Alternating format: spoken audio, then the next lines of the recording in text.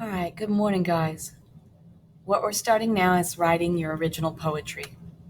Let's look at the assignment in Schoology. This is the beginning of the assignment where you post some ideas on a Jamboard. So this is like brainstorming, which I hate because it's an excuse for not working for most people, but we really needed to get some ideas down. So here we go. So the purpose of this poem is to raise awareness about a problem in society, in your world, in your school, in your neighborhood, in your life that needs to be fixed. And what concerns you or makes you angry about how things work, about how society works. And I know that writing a poem is not going to solve the problem, but it will raise awareness that there is a problem, and it might show people another way to do things or another way to live. You will put on your resume raised awareness of, and then your social issue by performing a poem for a poetry slam and creating a piece of art that depicted whatever. And that's what's going to be on your resume at the end of this particular project. So it's not just a poem, it's more a PSA, a public service announcement, but it's done with the emotion of a poem. So let's look at the Jamboard. And let's sign into Schoology.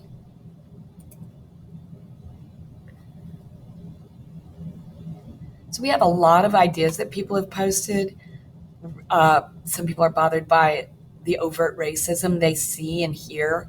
Human trafficking is bothering people. Foster care, that we need people to do a support group for kids that are from foster care for this school.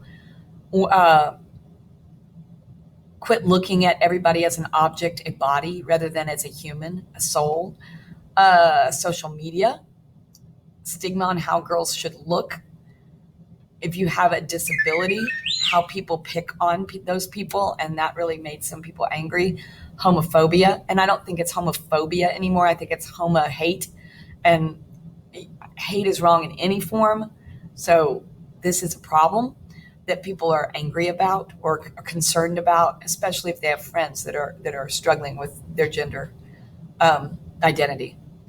Violence is a contemporary global human rights issue, and they're talking about gun-related violence.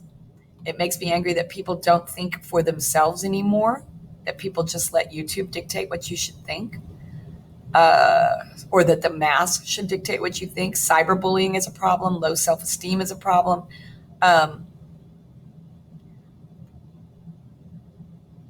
That there are still countries where people are ruled by a dictator was a problem. Suicide should have a protocol in schools that people say, I want to die, then there should be something in place to get them help.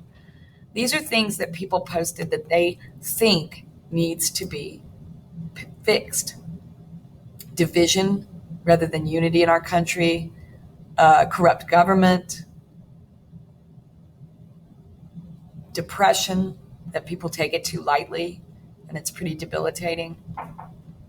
People being shut out because people already have their own friends and they don't want to mess with anybody else. Bullying.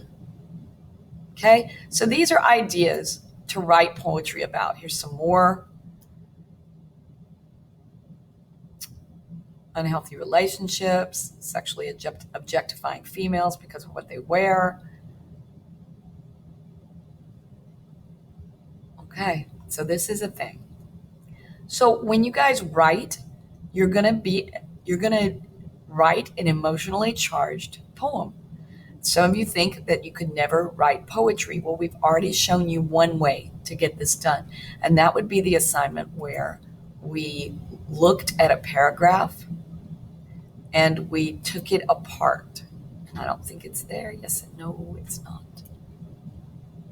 So if you think I cannot even write a poem, try writing a really impassioned paragraph and then break the lines apart into significant line breaks.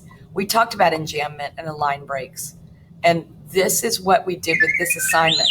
We decided that if we put George by itself and then raised the gun, then that would put the spotlight on George as the agent of change, that he was the executioner.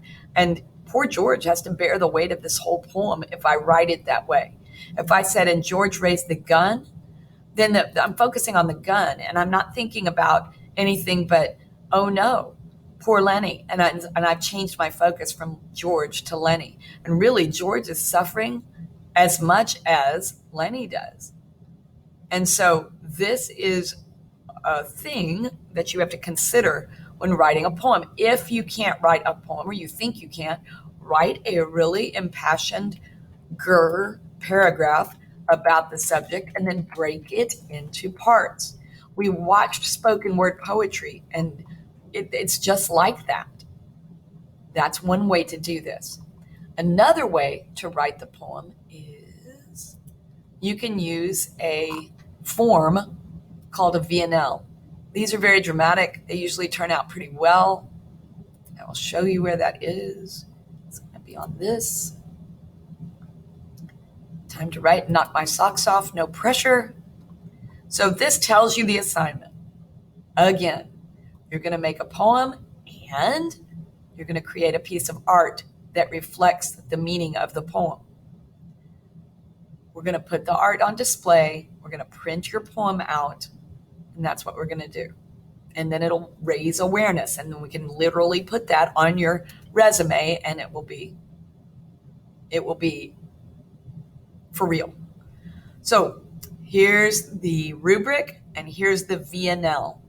The rubric I will go over in a minute. The V&L is a form of poetry that you can use almost like a template to create a pretty dramatic, good poem. So the V&L has a specific pattern. And so to write it, you start out with an amazing couplet, 2 lines that rhyme. That's what you do. And that will be A1 and A2 in this template.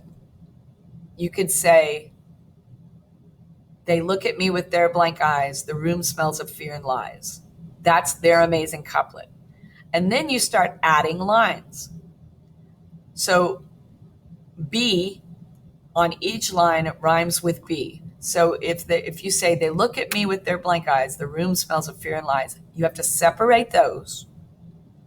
And you say, I doubt their souls I'll ever reach. They look at me with their blank eyes. I doubt their souls I'll ever reach. The room smells of fear and lies. Then you start another stanza, and you need a line A that rhymes with something else. They snarl, giggle, no power of speech. They look at me with their blank eyes. So you just keep following this pattern. All the B's have to rhyme. All the A's will rhyme. And then the A1s and the A2s are split apart to end each stanza. If you need help with this, I'll be glad to help you. If you don't know what else to do, this is a form. The other way you can write poetry is by taking a paragraph and splitting it up. Some of you are natural poets and you don't need these life rafts. That's fine too. There's no form that you have to follow. Here is the rubric. I want your word choice to be very precise. I want your grammar and spelling to be without any mistakes. I want your voice to be in here. You may be desperate. Your tone is your tone. You're the writer. You may be desperate in the poem. You may be joyful in the poem, but it needs to come across. I need you to choose words, use diction that communicates your tone. There have to be 3 literary devices. One will absolutely be enjambment. And then you can have similes and metaphors or whatever else you need. If you have 20 or more lines, that's the highest you can, that's a lot of points. Excellent. If you have 18 to 20 lines, that gets you well done. If you have 15 to 17, you're good. If you have less than 15, you get an oi from me, which we all know what that means, oi. And then you can present it. You can present it live. That's the most points. You can present it to where I can see you on screen. That's next. You can present as a voiceover behind a video, because that can be your artwork, a video can. And then you can just not present, and that will lose you some points. This is worth 60 points out of the project. The other 40 come from your art. And your art has to be not last minute. It has to be executed well. I've got the rubric and I will post it.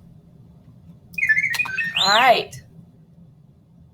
That is the project. This is what we're doing. It is your last major grade. I'm grading the capstones. Please turn those in to where it says 5 poems need to be analysis of 5 poems. And that would be right here in the first week of poetry. Right here. And I think it is here on Tuesday. And analyze 5 poems. That's where you're going to turn it in. November 15th through the 17th through the 20th. So you analyze the 5 poems, and these are your sheets. I've graded these. Remember, you need some evidence to support your claims and reasoning. So there are 5 of these. Oh, I think I changed it to 3, but I don't know. So anyway, there you go. This is where you turn in your capstones. All right. So we've got the project. We're going to do it. It's due next Thursday. We're going to cruise into the week presenting it. The last week, your review for your test will be presenting your poem, and then we're good to go. We're done. And I'm still not sure if we have to take a final, like a literal final. If we do, it's 3 poems. 2 of them we've gone over in class. And one of them is a cold read. There's 24 questions. You're good to go. I will not tear you up on this. So if you remember analysis, you're going to be okay. All right. I'm going to let you guys go. Thanks a lot.